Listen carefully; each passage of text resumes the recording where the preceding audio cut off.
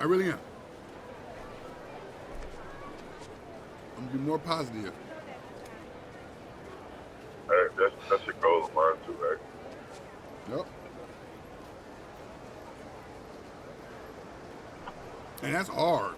I gave up smoking, so I'm cool on that. Like I really gave up smoking cigarettes. Do you understand? I would if I'd have told 10 years me, 2016 me, I was giving up smoking. I'd be like, you a motherfucking lie.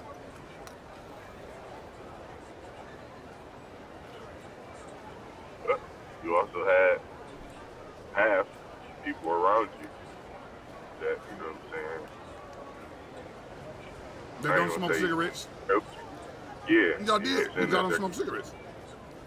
Yeah, kind of You helped need you like directions? step away from such. Because I'm gonna be honest with you, smoking cigarettes sometimes was monkey see, monkey do. I used to say, I see a motherfucker on a movie watching smoking a cigarette. I smoke a cigarette because he's smoking it. And some niggas, and like, you can, I ain't gonna say you can smoke weed everywhere, but you can damn near smoke weed everywhere. You can't smoke it, you can't just light up a cigarette anywhere. You know what I'm saying?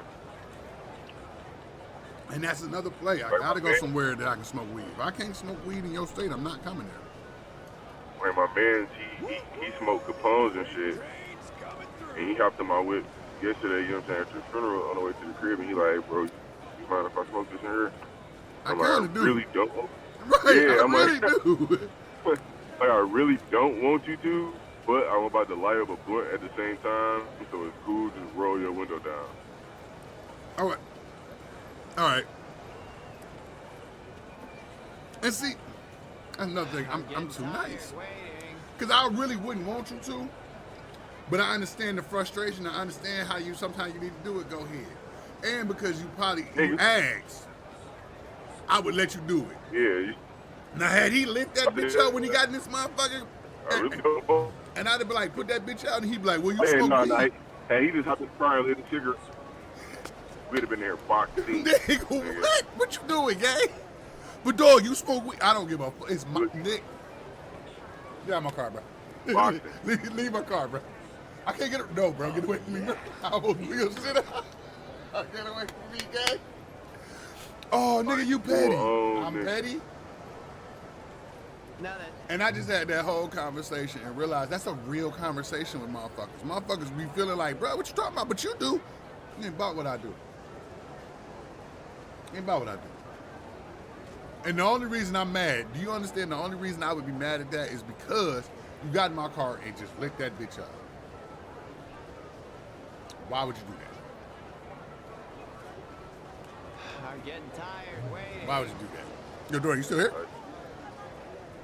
Yeah. Can you hear me? Okay.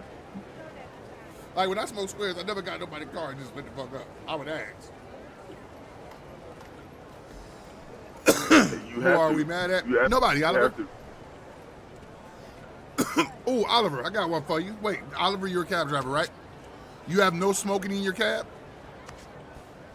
Like, do anybody get in your cab and just start smoking, or do they ask you? Is it though? Because when I drove, I smoked. Of course, it's the law. So wait, it's no smoking in the back of a cab? It's a law? Why is that a law? No, I'm kind of confused.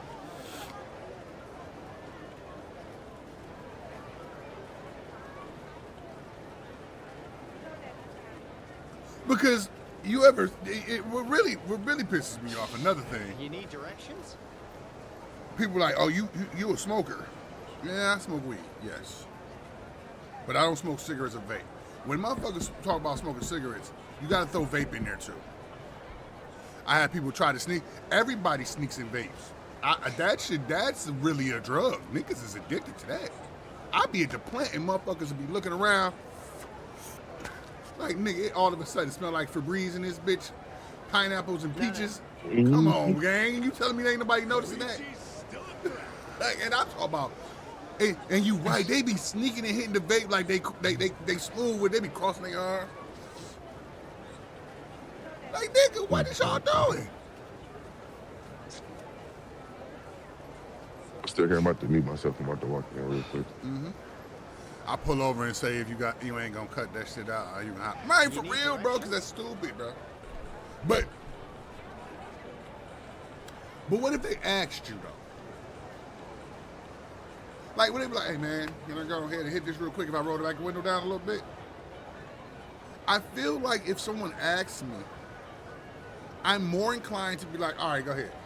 Or, you cool. Versus saying no instantly.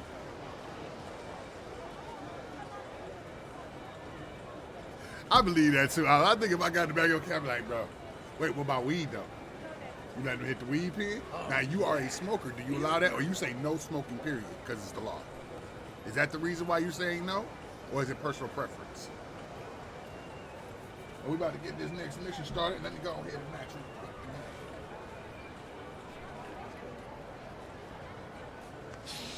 I'm getting tired. What's waiting. good? What's good with you, though, brother?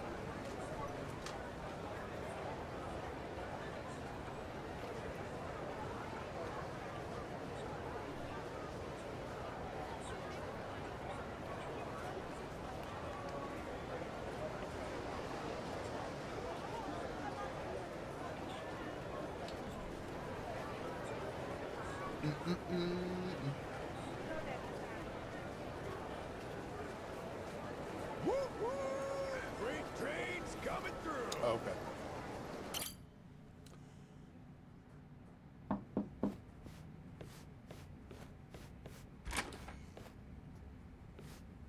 Oh, no. $20 trip is We've not been that waiting far. for you. Come in. That's about maybe, what, 10 miles, if that? I'm curious. When Kiryu-san got here, were you the ones who booked the room? Yes, we arranged it. We were aware of Kiryu-san's condition, but once again underestimated the dangers he would face. Initially, Akane-san's procurement was our sole and simple objective. Yeah, but in that case, your mission would be accomplished by now. Akane-san's at Yamai's place as we speak. You could just grab her. Indeed. Why don't you have a seat? This may take some time to explain. To put it briefly, Daidoji's plans now extend beyond Akane-san herself. Polycana's actions have illuminated certain aspects of the mission which were otherwise obscure. That is, Akane-san's charge, Rani, is Polycana's true target. She was pretty cool. So Daidoji faction, Yamai's gang. It's all the same story. Understandable. Excuse me? Yamai was chasing Akane-san without any idea why, just like you. All over Hawaii, people were hunting Akane-san just because they knew someone else was Damn. too. Everyone desperate for a little more pull underground or Yeah, a 'cause people one-up leave on their their trash. enemies. I understand. From your perspective, we may seem all too similar. Except, we have always known why Akane-san was sought after by Polycana. It was only a spurious chase. What's it all about then? This information is not to be uttered outside of this room. Polycana has negotiated a backroom deal with our government. Oh, have they now? And so, you can do better than that. Nuclear power is returning, and as for radioactive waste involved, Polycana has offered to dispose of it. Damn, I'm high. What? We've been told Nele Island, the center, possesses the facilities to see it buried. Polycana was able to coordinate this arrangement thanks to one man, Ebina, of the Seiryu clan. Ebina? Seriously? Waste is the ultimate quandary for any nuclear society. Reactors can pose more harm than good because of it. Considering that, Ebina and Polycana represented a true godsend. The men at the top couldn't be happier, of course. They could restart the generators, construct new plants, even export them to smaller nations for massive profit. However, the Daidoji faction knows when something is too good to be true. We are certain there's some sort of pitfall lying in wait here. Okay, a pitfall? What do you mean? We're not sure. The only people who would know for certain are the ones who offered the deal. To understand Polycana's true intentions, superficial negotiations will not suffice. We have to dissect them.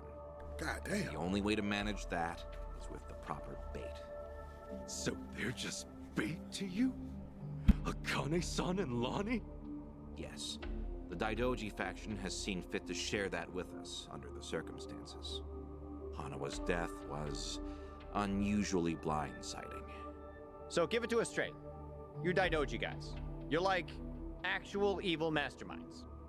We are a shadow power in Japan. That said, the shadows aren't what they once were. So why come to Hawaii and play proxy war with Polycana? It can't just be as simple as stopping a bad deal. You misunderstand us entirely. Our interests lie solely in the prosperity of Japan. We simply place our focus on long-term planning rather than short-term profit. Polycana's waste disposal is unlikely as secure as they claim, nor worth what they'd siphon All right. from our taxes. FYI, When the future weekly comes, challenge. what sort of GTA country will our pays children 300K, inherit? and it's to do the Chocolate Bear That's the finale question as well. every patriot All must right. answer honestly. Huh. Spoken like a true man in black. I've got a question. No. Assuming we get Lonnie back, what would be your next move? Just as before, we would escort her out of Polycana's reach. We still have our aircraft prepared. Okay. In that case, let's say that right now, our goals are the same. Keeping Akane-san and Lonnie from Polycana's hands. Certainly. Only one impediment. The man who betrayed us for the enemy. Yeah. Hey, this fake nigga. You said before, you found out more about him? Eiji Mitamura. Surprisingly, that's actually his real name. Started out as a political reporter for the Toto Post. H-Shun worked at a paper? Indeed. Until his abrupt termination 5 years ago. After he was found guilty for vehicular assault. Like Red Bull. Some kind of hit and run? Seemingly. I drink one to However, two Red Bulls a Mitamura day. insisted he was framed by Yakuza in his testimony. He specifically The only named the difference about me Arakawa drinking this family, Red Bull saying 9, I they ain't got no colluded liquor in with it. the police commissioner. What? Apparently, he'd been on their case for some time, picking up evidence of corruption. Mitamura was good enough at his job to be considered a threat. And so, he had to be silenced. So, after another long, exhausting day on the beat, our reporter was driving home when... Suddenly, a pedestrian steps in front of his car. And AG says it was the Arakawa family setting him up. No real proof, of course. Then the car's EDR footage was examined in court. The victim was moving erratically. Even so, there's still nothing conclusive there. And when the victim denied any connection to Arakawa, it was the It's not final like nail. I know. I know. I got. That's the only Fortunately, reason. with My only health. minor injuries But, sustained, man, like- it was ruled a fairly And I ain't slight like Red Bull driver's back error. then. He got off with a fine of a few 100,000 yen. However, his public reputation was another matter. Supposing the Arakawas really were behind the accident. Regardless of the verdict, they got what they were after the moment it happened. You said AG had no proof. Why do I feel like you know there's more to it? Even if the Arakawa family planned the incident, Masumi Arakawa's involvement is doubtful at best. No single reporter, however much noise they're making, would draw the Patriarch's attention. That said, Joe Sawashiro is another matter entirely. We would have to admit, this seems quite like his handiwork. Well, if it's really true, then AG and I have way more in common than I'd have thought. Mafia, Yakuza, whatever. We both had our lives fucked by these people. All right, so where does AG go from there? After being let go from the post, he decided to take up a new cause. A non-profit organization, Bleach Japan. H-Shun? No way. He threw in with those bastards? The Arakawa family had cost him everything. Yakuza abolitionists like Bleach Japan must have seemed quite noble. Hardly difficult to see why he turned to them. Mitamura flourished within their network. Ryo Aoki quickly took notice of him, gave him leadership over the entire Tokyo metropolis. Wasn't Kume the head of the Yokohama branch? That's some trick of fate, huh, Kasuga? Yeah. One thing, though.